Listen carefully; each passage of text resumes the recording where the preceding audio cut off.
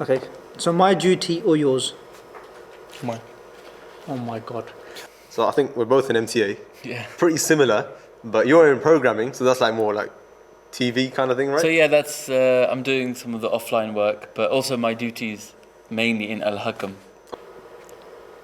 Oh, I have to talk about my role? Why do you enjoy your job? Yeah. So what kind of duty are you doing?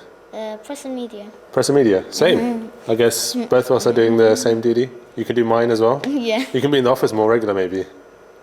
I am in the office regularly.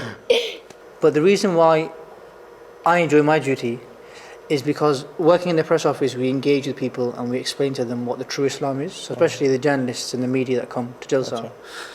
Obviously, they've got a lot of questions about Islam and what Islam means and what a caliphate and extremism is. So my job enables me to explain to them and show to them what the true Islam is. Yeah, we're just take care of the exhibition and the people who come there, and a lot of interest. Al Hakam's a very new thing, so it's developing. So we're trying to promote it more. Oh, I enjoy my job because I work with different people in our team, basically. So there's different kind of people coming from different countries, and dealing with them and helping them out with their work.